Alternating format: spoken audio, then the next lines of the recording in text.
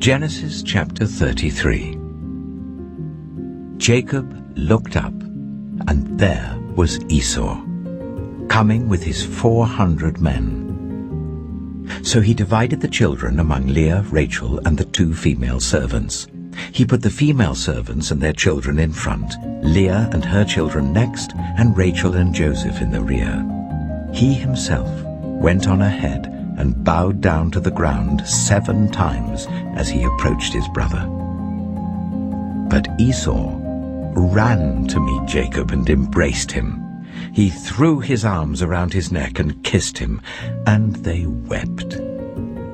Then Esau looked up and saw the women and children. "Who are these with you?" he asked. Jacob answered, "They are the children God has graciously given your servant." Then the female servants and their children approached and bowed down. Next Leah and her children came and bowed down. Last of all came Joseph and Rachel, and they too bowed down.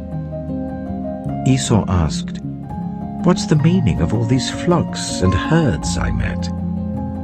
"To find favor in your eyes, my lord," he said. But Esau said, "I already have plenty, my brother. Keep what you have for yourself." "No, please," said Jacob. "If I have found favor in your eyes, accept this gift from me. For to see your face is like seeing the face of God now that you have received me favorably. Please accept the present that was brought to you, for God has been gracious to me, and I have all I need."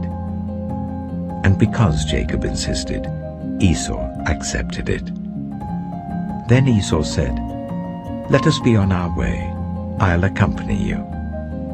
But Jacob said to him, "My Lord knows that the children are tender, and that I must care for the ewes and cows that are nursing their young.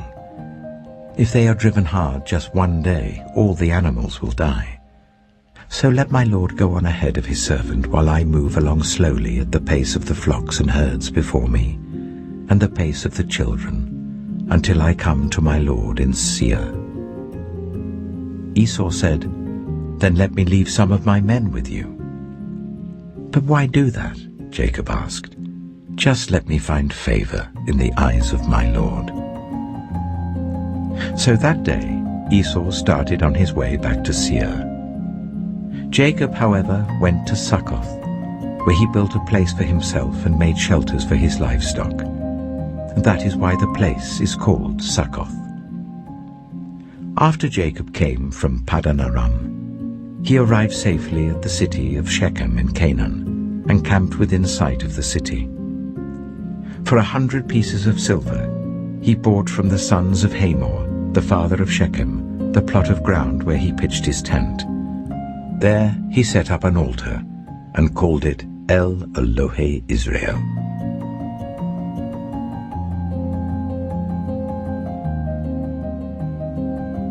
Genesis chapter 34. Now Dinah, the daughter Leah had borne to Jacob, went out to visit the women of the land.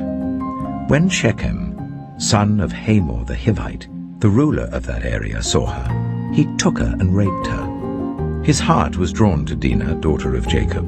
He loved the young woman and spoke tenderly to her. And Shechem said to his father Hamor, "Get me this girl as my wife." When Jacob heard that his daughter Dinah had been defiled, his sons were in the fields with his livestock, so he did nothing about it until they came home. Then Shechem's father Hamor went out to talk with Jacob. Meanwhile, Jacob's sons had come in from the fields as soon as they heard what had happened. They were shocked and furious because Shechem had done an outrageous thing in Israel by sleeping with Jacob's daughter, a thing that should not be done. But Hamor said to them, "My son Shechem has his heart set on your daughter. Please give her to him as his wife. Intermarry with us. Give us your daughters and take our daughters for yourselves. You can settle among us. The land is open to you. Live in it, trade in it, and acquire property in it." Then Shechem said to Dinah's father and brothers, "Let me find favor in your eyes, and I will give you whatever you ask. Make the price for the bride and the gift I am to bring as great as you like, and I'll pay whatever you ask me. Only give me the young woman as my wife." Because their sister Dinah had been defiled, Jacob's sons replied deceitfully as they spoke to Shechem and his father Hamor. They said to them, "We can't do such a thing. We can't give our sister to a man who is not circumcised. That would be a disgrace to us. We will enter into an agreement with you on one condition only, that you become like us by circumcising all your males. Then we will give you our daughters and take your daughters for ourselves. We'll settle among you and become one people with you. But if you will not agree to be circumcised, we'll take our sister and go." Their proposal seemed good to Hamor and his son Shechem. The young man, who was the most honored of all his father's family, lost no time in doing what they said, because he was delighted with Jacob's daughter. So Hamor and his son Shechem went to the gate of their city to speak to the men of their city. "These men are friendly towards us," they said. "Let them live in our land and trade in it. The land has plenty of room for them. We can marry their daughters and they can marry ours. But the men will agree to live with us as one people, only on the condition that our males be circumcised, as they themselves are. Won't their livestock, their property, and all their other animals become ours? So let us agree to their terms, and they will settle among us." All the men who went out of the city gate agreed with Hamor and his son Shechem, and every male in the city was circumcised. 3 days later, while all of them were still in pain, 2 of Jacob's sons, Simeon and Levi, Dinah's brothers, took their swords and attacked the unsuspecting city, killing every male. They put Hamor and his son Shechem to the sword and took Dinah from Shechem's house and left. The sons of Jacob came upon the dead bodies and looted the city where their sister had been defiled. They seized their flocks and herds and donkeys and everything else of theirs in the city and out in the fields. They carried off all their wealth and all their women and children, taking as plunder everything in the houses. Then Jacob said to Simeon and Levi, "You have brought trouble on me by making me obnoxious to the Canaanites and the Perizzites, the people living in this land. We are few in number, and if they join forces against me and attack me, I and my household will be destroyed." But they replied, "Should he have treated our sister like a prostitute?"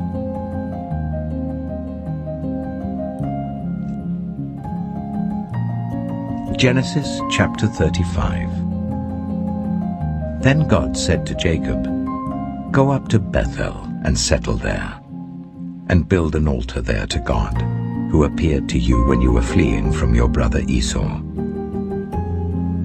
So Jacob said to his household and to all who were with him, "Get rid of the foreign gods you have with you, and purify yourselves and change your clothes. Then come, let us go up to Bethel, where I will build an altar to God, who answered me in the day of my distress, and who has been with me wherever I have gone." So they gave Jacob all the foreign gods they had, and the rings in their ears, and Jacob buried them under the oak at Shechem. Then they set out, and the terror of God fell on the towns all around them, so that no one pursued them. Jacob and all the people with him came to Luz, that is Bethel, in the land of Canaan. There he built an altar, and he called the place El Bethel, because it was there that God revealed himself to him when he was fleeing from his brother. Now Deborah, Rebekah's nurse, died, and was buried under the oak outside Bethel. So it was named Allon Bacuth. After Jacob returned from Paddan Aram, God appeared to him again and blessed him. God said to him, "Your name is Jacob, but you will no longer be called Jacob.